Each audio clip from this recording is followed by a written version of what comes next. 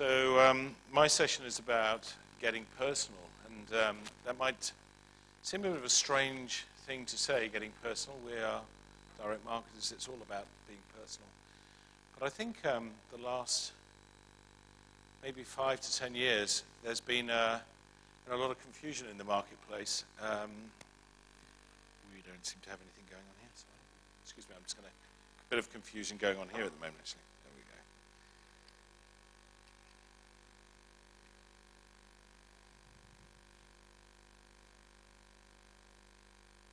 There we go. Okay.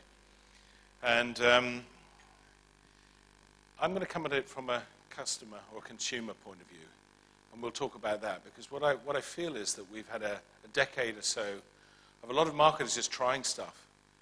And as the latest shiny new things come along, I think we've got a little bit distracted and we've forgotten that at the end of the day we're here to serve consumers, and consumers actually got very good at serving themselves.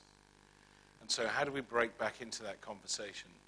And I think as marketers, if we look at that, 30-odd years ago, and as I started in direct marketing, we were very good at remembering that targeting was really important, remembering that tailoring your offer, the right place at the right time, etc.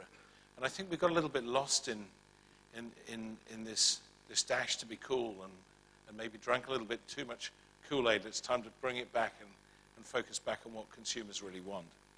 I'm just going to play a video now. That should set the scene for the presentation.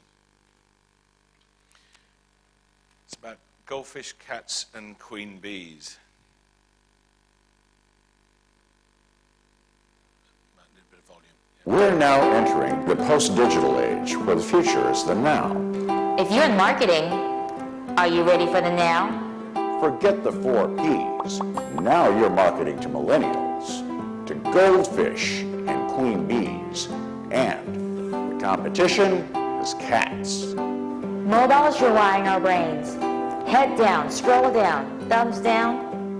Dumb down. A recent Microsoft study has shown that over the last 15 years, our attention span has fallen from 12 seconds to 8. Meaning we now live in a bite-sized world where your message must be delivered within 7 seconds or it won't be seen. That's less than the attention span of a goldfish. But it's not just teenagers and goldfish who have a short attention span. We all do. And if you want consumers to engage with you, you need to engage them within 3 to 7 seconds. And remember, short video content is more engaging than long. In fact, unless the content is really compelling, 30-second ads are skipped, with huge drop-off rates after 7 to 10 seconds.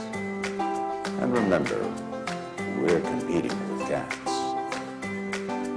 Lots of funny, furry, purry cats. So successful brands move at the speed of culture. Disruption is the new norm. Now is not about what you say. It's about what everyone else says. Now is not about who you reach. It's about being interesting enough. Relevant enough. Because in the now... Why shouldn't it be all about me? In the now, the queen bee consumer expects things just so. And you have no excuse. My data can let you into my world, the whole world. But you need to have the stuff that I want when I want. And I want to be surprised with great offers and recognized and rewarded for engaging with your brand. To win the now, you need to change the way you do your marketing. You have to make every moment count to have content ready and tagged so it can be found when consumers are searching. You need to have the ability to surprise and delight, a birthday gift, a unique experience, a renewal offer, or a reward for their loyalty. You have to be agile enough to respond to trending conversations and have engaging content to build your brand. You have to steer consumers toward your goal by engaging them on a journey. But have you planned the next move if they do connect? If your content's really good, we'll comment and we'll share with our friends and followers. If we like what you got, we'll click and buy. But your brand must be authentic. We don't trust brands that don't keep their promises. More importantly, to win the now with us, you need to play smart. You don't want to get stung by queen bees, and you need to give goldfish something more memorable than singing kittens. And remember, by now, they'll probably have already forgotten the beginning of this video. Yeah, what was it? So we're marketing to queen bees. We've got competing with cats. I mean, cat videos, as you probably know, take up a lot of time on the internet. And if your content or your brand content needs to compete, it needs to be relevant, it needs to be there when consumers are looking for it. And you still need to surprise and delight, and that's a theme I'll pick up as we move forward. But like every new explosive time, and I think we're in a new era of marketing, there's lots of stuff that goes on. Smart search and social has completely changed the way we behave. And in fact, consumers now, they create their own ecosystem. So trying to work in one ecosystem doesn't work. It's more like an archipelago where we're navigating people between islands than actually reaching somebody on one island, which is the way we were originally taught. So with all this going on, there's always innovation. But look at our behavior. I actually bumped into somebody recently, a good friend of mine, who had a broken leg, and I said to him, "Been skiing?" He said, "Oh no, I was looking at my phone and I fell down some stairs." That's where we are. We've got the head down, the behavior. Now, if you think this is China, if you think, oh, that's just China, no, this is Singapore, same thing. I presume I could do this probably anywhere else. Actually, in my day, it was the Evening Standard, and you used to just look at that and hope no one was looking at you when you were on the Underground in London. This is another one. This is probably my least favorite of all the innovations coming out of it. If you're in Hong Kong, you're walking along, people on holiday or people on the high street with this selfie stick in your face. It's pervasive now. We have to sort of live with it. This one's pretty good. Yeah. No downtime at all. I can just eat my noodles, and I mean, the person that made this bowl is probably already on to their first million already. There's my favorite, and this was the fastest selling toy at Toys R Us. It's actually the cell lockup. So if you're a parent and you want to make sure you have a proper dinner these days or lunch, you lock up the phones. I do this at meetings, and you can see the stress on the guys' faces as they see their phones disappearing for the duration of the meeting. And they, because they're absolutely stuck to their phones. We did a survey recently in one of the markets in Asia. Actually, people said they'd rather get rid of their partner than get rid of their phone. That was quite an interesting one. So, this stuff is, we are connected, we're always on, and this is the world that marketers need to come to. But how do we connect with these consumers? Well, one of the things we need to do is start to look at things differently to the way we've always done things. And this is something by Gartner that's trying to put things into position. But really what they've said is that we're currently living in a pretty fragmented world here, where everything, where digital's a bit siloed. And I'll talk about this. It's quite an interesting tension, because not only is our marketing a little bit siloed, but the way organizations have structured themselves recently is the same. So you think about the C-suite, you have the CMO, the CIO, the CDO, now there's the Chief Customer Officer, there's a number of things, all competing really at the end of the day in a role that was once done by the marketing and sales departments. So, we've got fragmentation going on there, and yet the consumer's already moved into the future, and that's why the video talked about the future is the now, because the consumer actually has a holistic relationship with the brands it wants. It's on the web. It can connect through various social platforms. Doesn't tend to stay in one. Comes in and out, has conversations. When it wants to be more serious, it'll be in other platforms or maybe even on owned media sites. Think about that. But the way digital is much more integrated into it, it's not siloed. So if you're a marketer, you have all these stresses that are going on. You're being told you need to shape the business for the future, and yet you're living in something that's pretty fragmented. And actually, in some cases, you're still living in the past. So you've got legacy systems that don't allow any of this stuff to connect up. Whilst we've got all this data available to us, we're still stuck with a lot of our own media assets still being on legacy. So actually, I think most of our marketing is across a lot of this. It's in no one space, but I can tell you that I think our consumers have moved forward, and they shape their own ecosystems, and hardly any of them are the same. And that's why it's important now to start to get back to customers. And I think as direct marketers, that's a really important thing. The focus on customers has always been where we've come from. So let's just talk about that tension. That tension really in the client organizations is around effectivenesses and efficiencies. And one of the things I'm seeing is a tend to balance on the efficiencies rather than the effectiveness. So good marketing has been lost a little bit as we're focused on, connecting up the wiring diagrams, as I call it, or doing the plumbing. Because that's probably the easiest thing to show that you've done something. Take to the CEO, I've actually managed to get us on a platform. I've managed to tidy up our legacy. But actually we've forgotten the customer experience in the process of that. That's the effectiveness. That's the bit that customers engage with. That's the bit that delights them. And that's the bit that, if we can get it right, creates advocacy. So it needs to be a balance. And personally, I think it's flipped a little bit towards the efficiency side of what we do, rather than the effectiveness side. So that would be my one big takeout so far for you. Have a think about your organization and what you do. Are you balancing effectiveness and efficiency well enough? If we go back to that chart from Gartner to see where you play in there. And we often get asked for digital strategy. And quite honestly, I don't think we need a digital strategy. I think we just need a strategy for a more digital world. And there is this thing about, if we go back to the competing efficiencies versus effectiveness, part of the strategies that the chief digital officers are trying to do often are very focused around trying to just get the efficiencies sorted out. So let's think about a more holistic strategy where digital's really involved. I think Steve Jobs got it right. He said this a long time ago about tech. He said, you've got to start with the customer experience, and it's great to see that we're talking a lot about this today, and work backwards rather than start with the technology. Most of what upsets consumers at the moment is that we started with technology, and it actually doesn't fit in with the experience that they've set up around themselves in their ecosystem. So why is it my credit card doesn't talk to my current account? Well, because they're on two different systems, and that's the way the bank has set that up.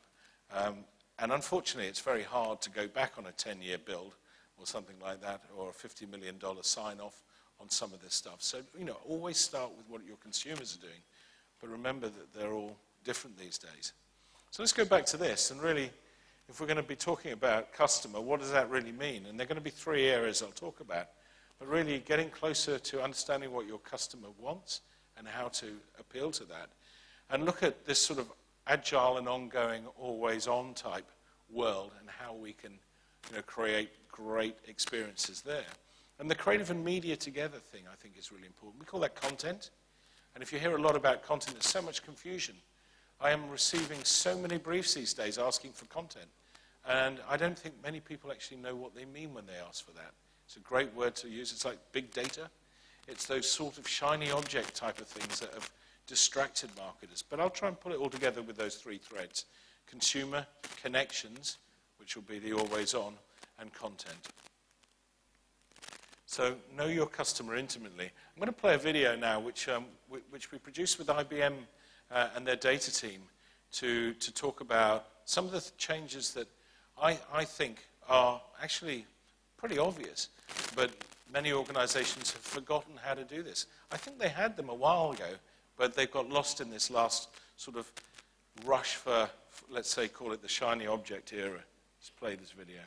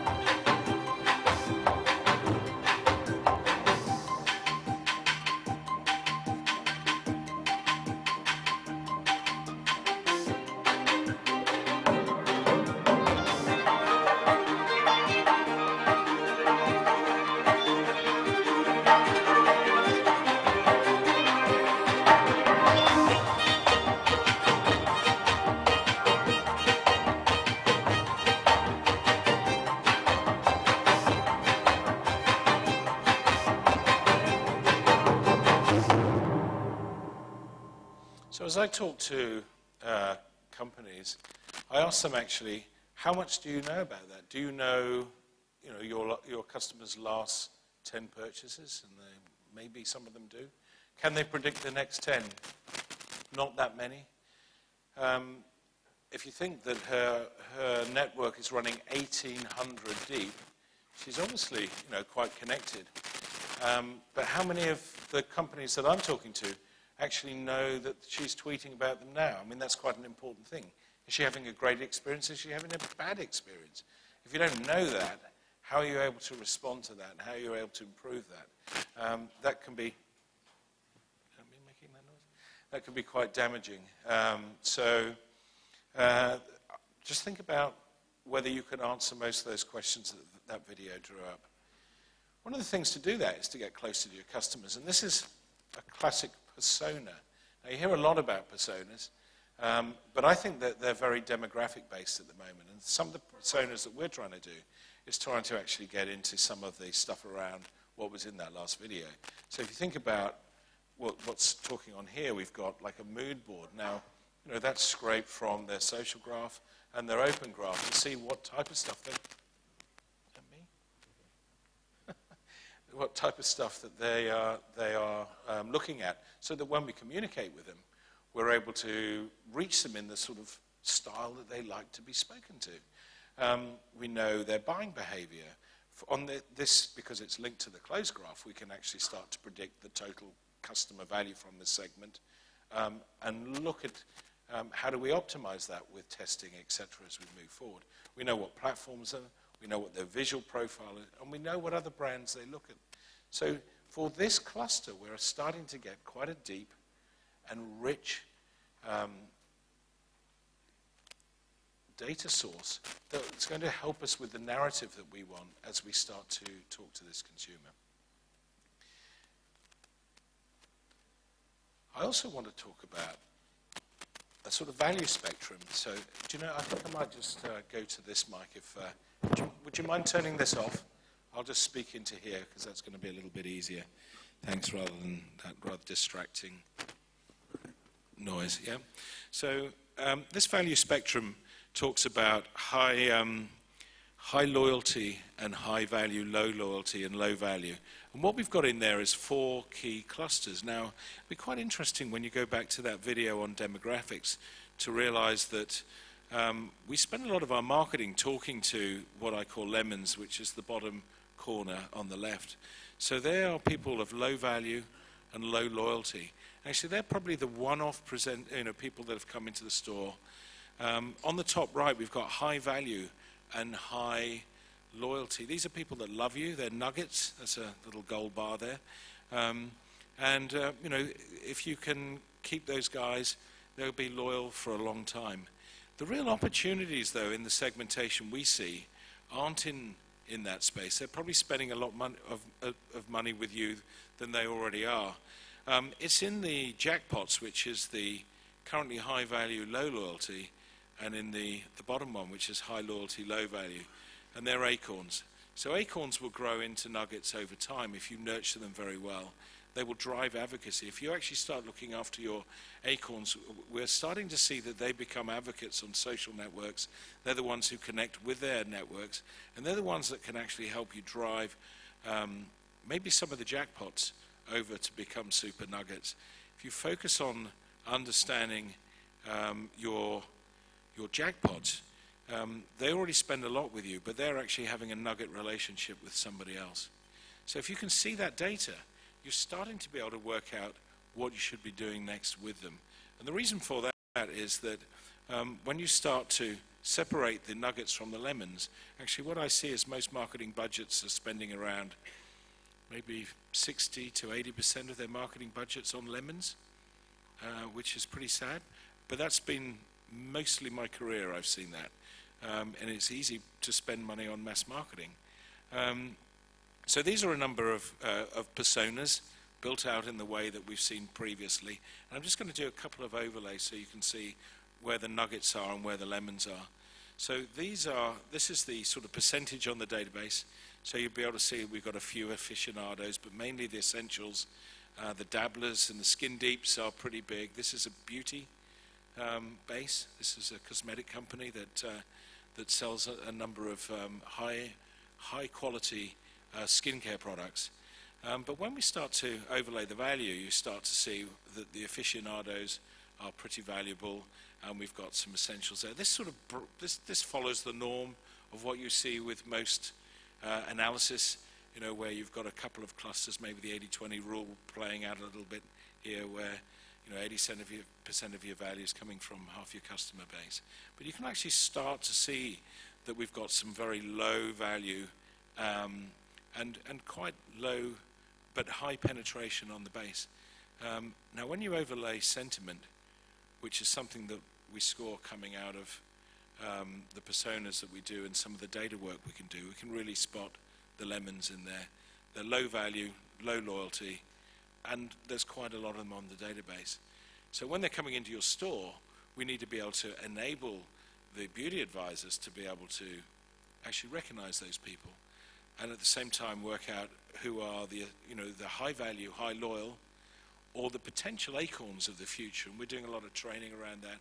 We've actually connected the dots, so we've managed to make, give the beauty advisors that intel in their hands, so when somebody comes in, we're able to let them know whether they're a lemon, a nugget, a jackpot, or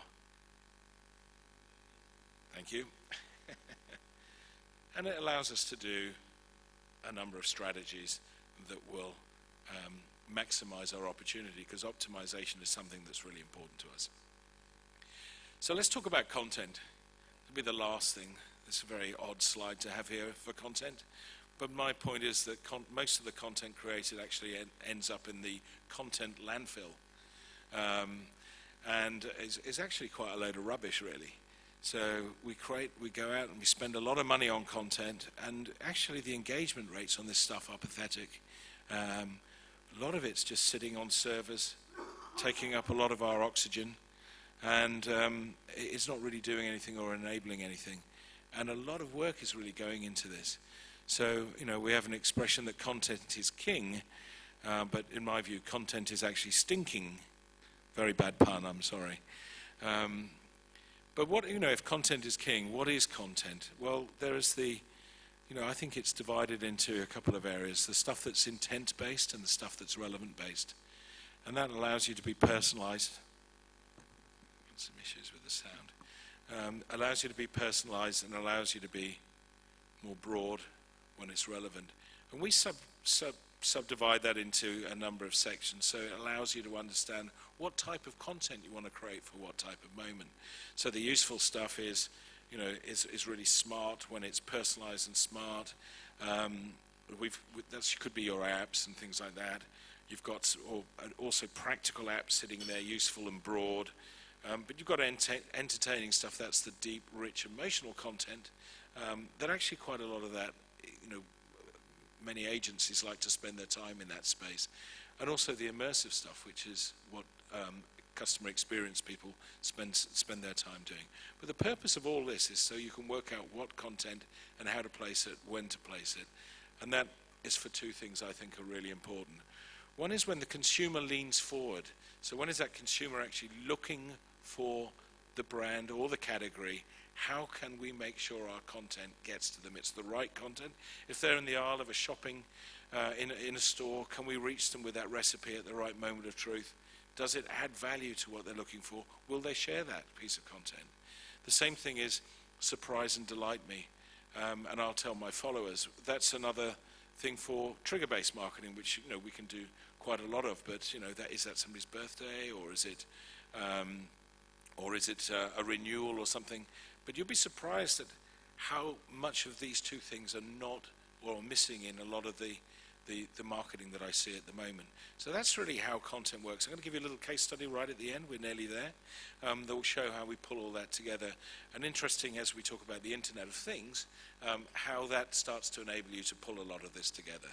So when they're searching for you, or what you offer, or is the content they received, is it the right content?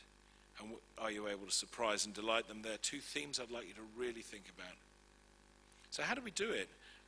Well, these are moments of truth. And this is a customer journey, but unlike some other customer journeys, which tend to be linear, this thing moves around. It's very data informed. But what it's really doing, this isn't, by the way, in the infant category. I think this is for diapers. But we're looking for moments of truth that we can own.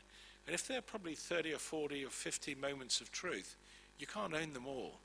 So understanding what your competition are doing, understanding what the category is, and listening to consumers to say, is there a way we can have a two-way conversation? So the golden bits here, they're the golden nuggets at the top. These are the bits that we try and own, the bits that are relevant. And this is probably bits where the brand has permission.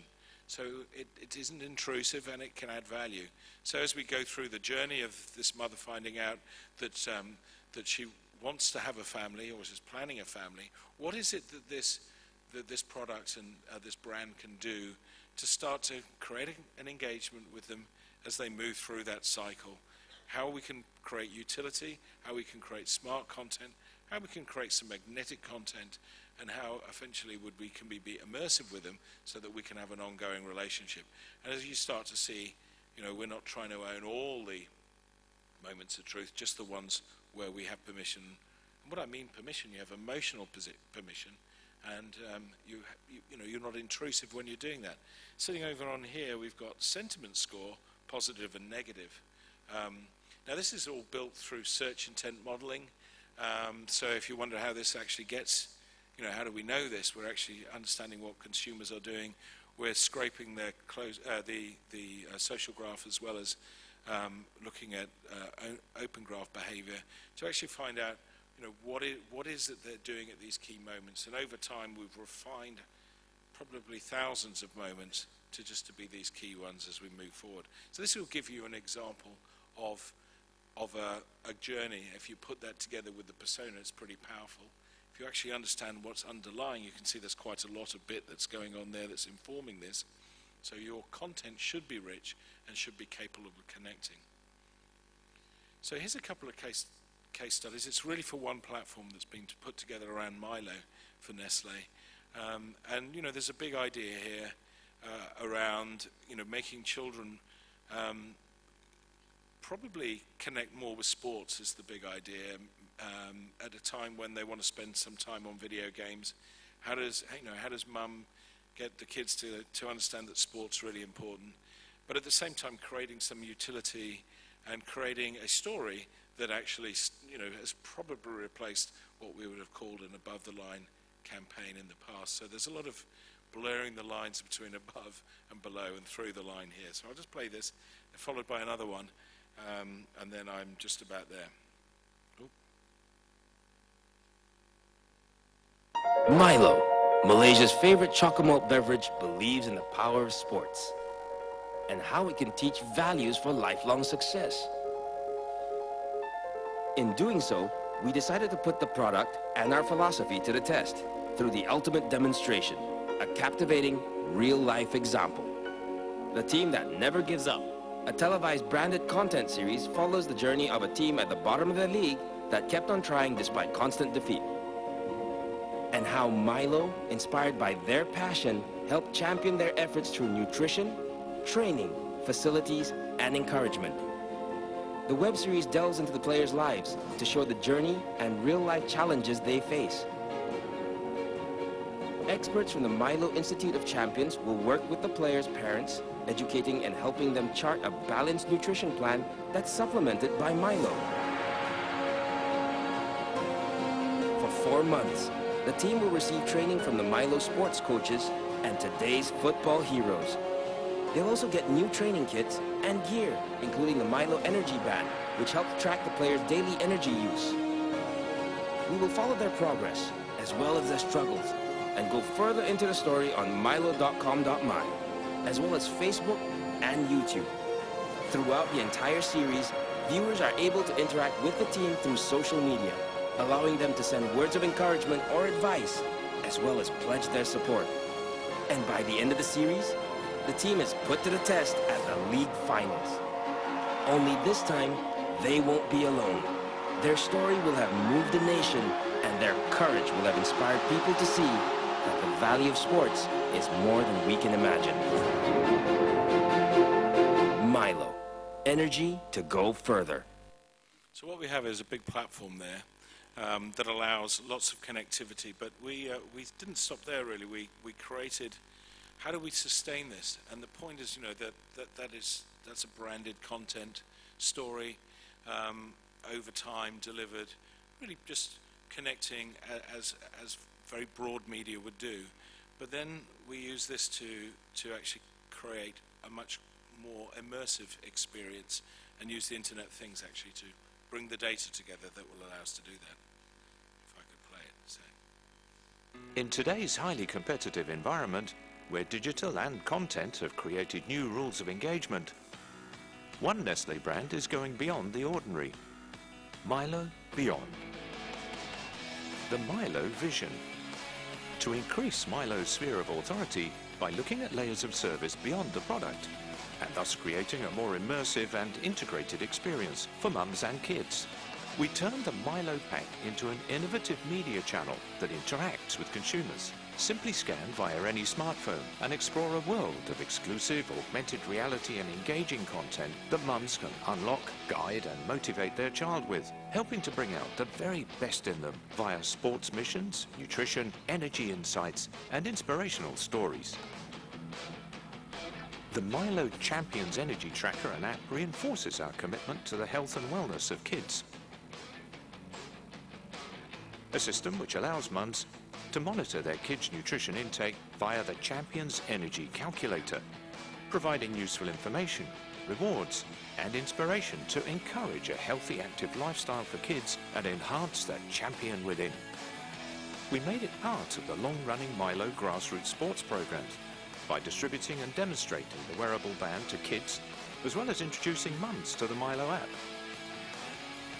The Milo Beyond journey began in the Philippines. Next came Thailand, with a nationwide launch supported by a 360 media push. Followed by Australia in October.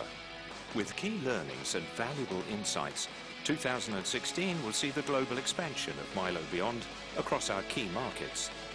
Exclusive content, innovative technology, designed to inspire and build champions. Milo Beyond, beyond the ordinary. So what we've got there is a platform that's using quite a lot of connectivity to engage over time. It's actually moved towards click to buy as well, so there's a e-commerce component now which will close the loop for us. The idea is, you know, lots of sustainable, lots of rich content, hitting those key moments of truth that we've already identified, and trying to, you know, get to those segments that we put forward before. So, just to summarise, what we've got is, you know, we need to understand what the plan is, what is the ambition of what we're trying to do, build those customer personas, make sure they're very personal and understand, you know, the rich data that's available and pull it all together on the customer journey. Then actually, what is your idea? Milo Beyond, there on the Champions Never Give Up would be that sort of example. What is the content calendar going to look like when you want to surprise and delight? But also, what's the listening stuff, so that you're responding to that, making sure that you're seeing enough of what you know, mums are doing and how mums want to connect with the pack, and over time optimizing that to get the best value out of it. And if we get all this right, we will be achieving what, you know, as direct marketers we've always wanted to do, is to be in the right place at the right time with the right content to delight our customers so that they buy more. If we don't, I think the cats are going to come and take over. So thank you very much for your time today.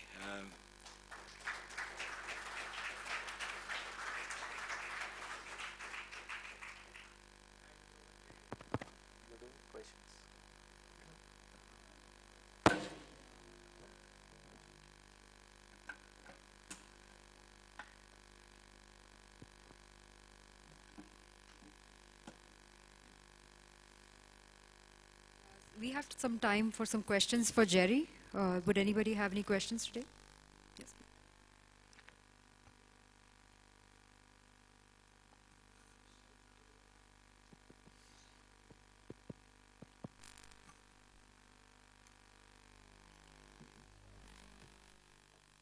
Hi, Jerry. Great presentation here. I'll just stand up. Interesting presentation. Just since this is a data track, I just thought I'll ask a question about what role did data play in the Milo campaign and 360 integrated thing you did? Yeah, so on the first campaign, there's a lot of data in the second one, which is all about, well, actually the answer is, it's created the connectivity that's allowed us to create a purpose for the ongoing conversation with that family.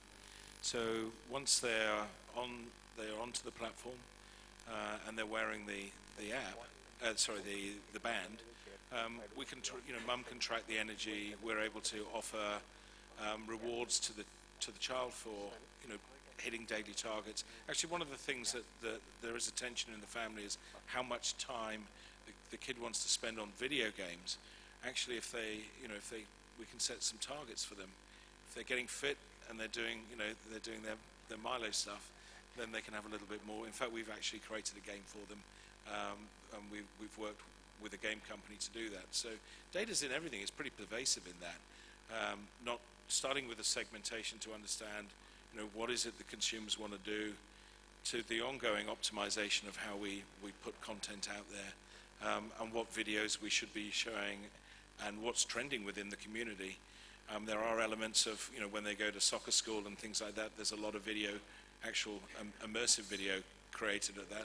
But generally, day to day, we're just looking at the analytics of how much time they're spending on the app, how much are they spending with the augmented reality, which is also a conversation they're having with the pack, which they can have in aisle as well. So we're tweaking our marketing according to what the data's giving us. So it's a very two-way thing. Thank you. Yeah, the mic in the front.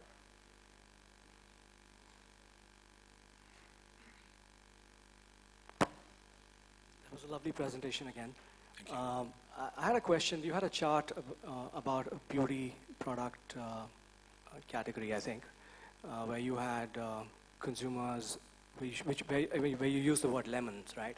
Oh, yes. Yeah. So lemons versus the guys who are spending a lot of money.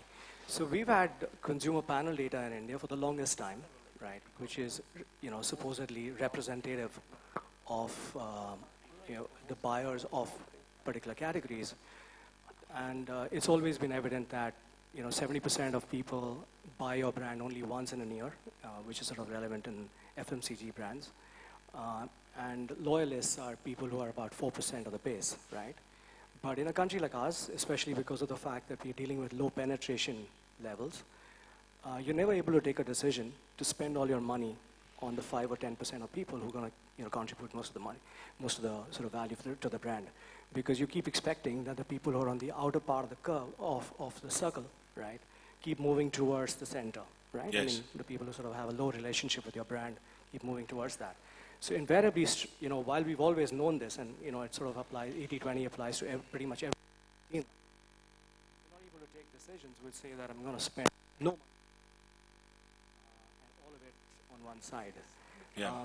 So I don't know which country you were talking about, but where you could take calls like that one. It's pretty isotropic, but I think it's a really good question, and it is the marketer's dilemma. Actually, if you look at the lemon category itself, that segment's pretty 80-20 as well. So if you think about the amount of money spent on that, I'm not advocating that you stop broad media. You need to build your brand, and broad media is an excellent way to do that. But I don't think there's enough spent maybe on if you did a decile analysis, maybe decile 4, 5, and 6, which tends to be made up by those, acorns and maybe some of the top lemons that have the propensity, but there's no strategy beyond just push and hope.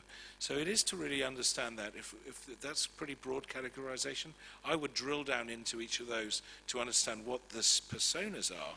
So you can actually say, well, maybe of the lemons, there's half of them we don't ever want to speak to. I mean, I looked at a database recently of an airline. I won't tell you which market, but they were sending out 4 times a year a physical pack still to people that came on holiday to that market once 10 years ago.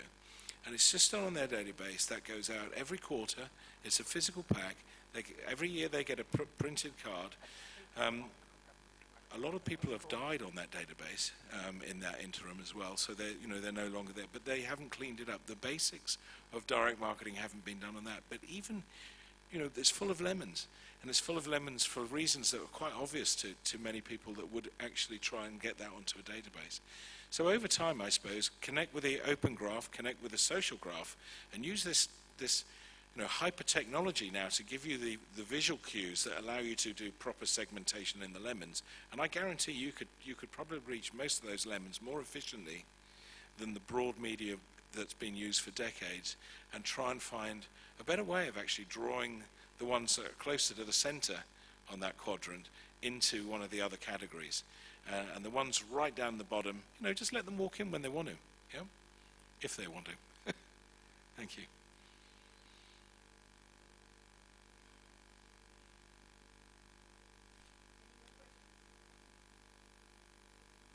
Okay, well, I'll be around all day if anybody wants to quietly find me and challenge me or ask some more questions. I'm very happy to do that. Thanks very much.